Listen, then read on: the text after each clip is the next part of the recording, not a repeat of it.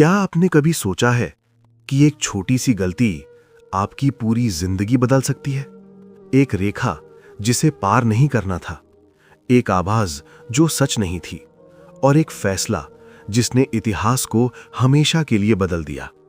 ये सिर्फ सीता हरण की कहानी नहीं है, ये प्रेम, विश्वास और बिछड़ने के दर्द की सबसे करुण गाथा है।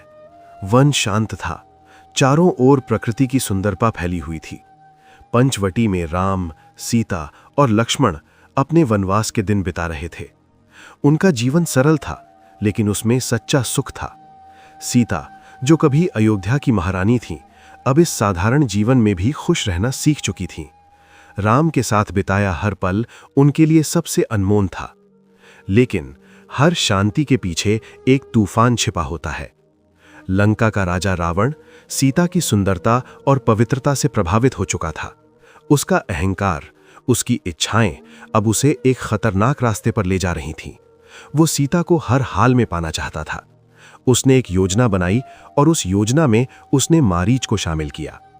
मारीच जानता था कि ये रास्ता विनाश की ओर जाता है, लेकिन रावण के डर ने उसे मजबूर कर दिया। उसने स्वर्ण मृग का रूप धारण किया, एक ऐसा मृग जो सोने की तरह चमक रहा था, इतना सुंदर कि कोई भी उसे देखकर मोहित हो जाए। जब सीता की नजर उस मृग पर पड़ी तो वो ठहर गईं। उन्होंने राम से कहा कि वो उस मृग को उनके लिए लेकर आएं। राम सीता की इच्छा को टाल नहीं सके और वो उस मृग के पीछे चले गए। कुछ समय बाद वन की शांति अचानक भारी लगने लगी। तभी एक आवाज गूंजी, हा लक्ष्मण, हा सीते। वो आवाज राम की तरह लग रही थी। सीता घबरा गईं, उनका हृदय डर से भर गया। उन्होंने लक्ष्मण से कहा कि वो तुरंत राम की मदद के लिए जाएं। लक्ष्मण समझ गए थे कि ये एक छल है, लेकिन सीता का डर, उनका दर्द उन्हें रोक नहीं सका।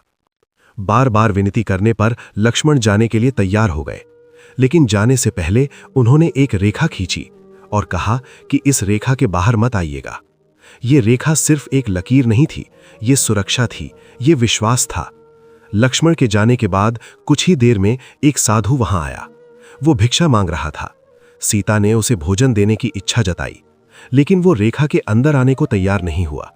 उसने कहा कि वो बाहर आकर ही भिक्षा दे सकती हैं। सीता, जो दयालु थीं, करुणा से भरी थीं, उन्होंने बिना सोचे वो रेखा पार कर दी, और उसी क्षण सब कुछ बदल गया। साधु का रूप अचानक बदल गया। वो कोई और नहीं बल्कि रावण था। रावण ने अपने असली रूप में आकर सीता को पकड़ लिया। सीता रोती रहीं, चिल्लाती रहीं, हे राम, हे लक्ष्मण। उनकी आवाज पूरे वन में गूंजती रही, लेकिन कोई नहीं आया। एक पल में सब कुछ छिन गया, प्रेम, साथ और सुरक्षा। रावण उन्हें जबरदस्ती अपने रथ में लेकर चला गया। सीता की आंखों में आंसू थे, दिल में भय था और मन में सिर्फ एक पुकार, राम। ये सिर्फ एक हरण नहीं था, ये एक ऐसी पीड़ा की शुरुआत थी जिसने सबको तोड़ दिया। एक छोटी सी गलती, एक पल का निर्णय, और जीवन हमेशा के लिए बदल गया। यहीं से शुरू हुआ एक ऐसा युद्ध जिसने इतिहास को हमेशा के लिए बदल दिया। रावण का रथ आकाश में तेजी से बढ़ रहा था।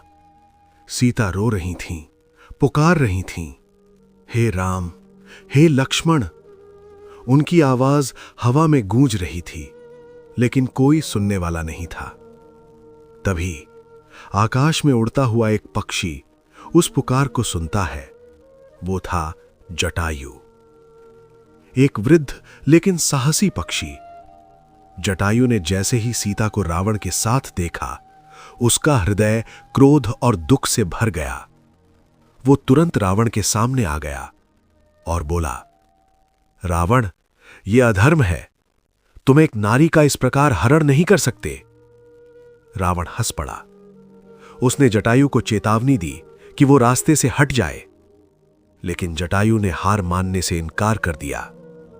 उसने कहा, जब तक मेरे प्राण हैं, मैं तुम्हें सीता को लेकर नहीं जाने दूंगा। और फिर एक भयंकर युद्ध शुरू हुआ। आकाश में एक तरफ रावण का बल और दूसरी तरफ जटायु का साहस। जटायु ने पूरी शक्ति से रावण पर आक्रमण किया।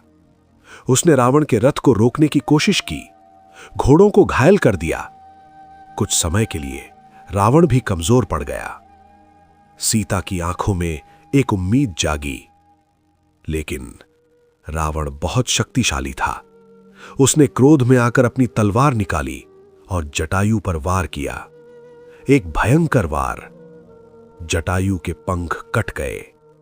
वो आकाश से गिरने लगा, धीरे धीरे धरती की ओर। सीता चीख उठी, जटायु!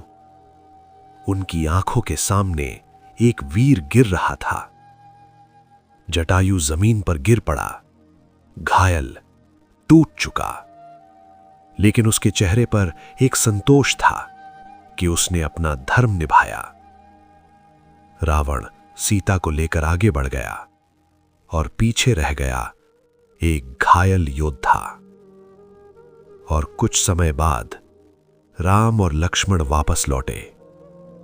राम के हाथ खाली थे और उनके चेहरे पर एक चिंता थी। जैसे ही वे आश्रम के पास पहुंचे, उन्हें कुछ गलत होने का एहसास हुआ। सीता वहां नहीं थी। राम की सांसें तेज हो गईं। उन्होंने चारों ओर देखा और पुकारा, सीता! कोई जवाब नहीं। उन्होंने फिर पुकारा, सीता! लेकिन सिर्फ सन्नाटा था। राम का दिल डूबने लगा। उनकी आंखों में डर साफ दिखाई दे रहा था। उन्होंने लक्ष्मण की ओर देखा और पूछा, लक्ष्मण, सीता कहां है? लक्ष्मण चुप थे। उनके पास कोई जवाब नहीं था। राम इधर उधर भागने लगे। हर पेड़, हर दिशा में सीता को ढूंढने लगे। उनकी आवाज अब टूट रही थी, सीता, तुम कहां हो? उनकी आंखों से आंसू बहने लगे। वो राम जो हमेशा शांत रहते थे, आज टूट चुके थे।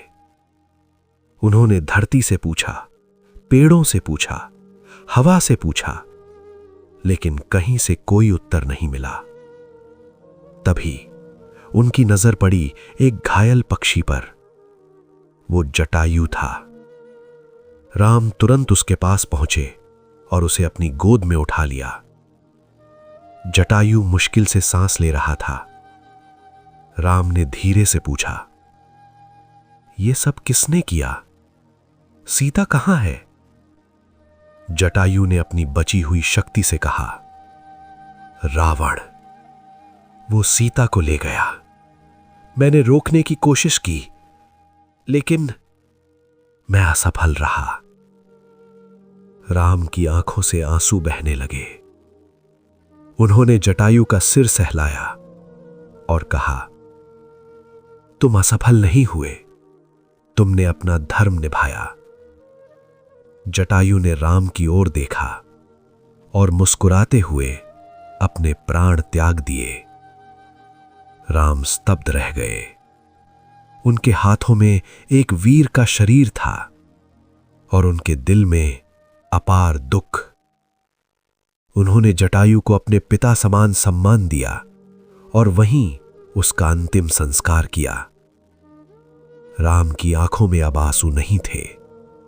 अब वहां आग थी, क्रोध की, प्रतिशोध की। लेकिन उस क्रोध के पीछे एक गहरा दर्द छिपा था, सीता का वियोग। अब ये सिर्फ एक खोज नहीं थी, ये एक युद्ध बनने वाला था। एक ऐसा युद्ध जो इतिहास में हमेशा याद रखा जाएगा।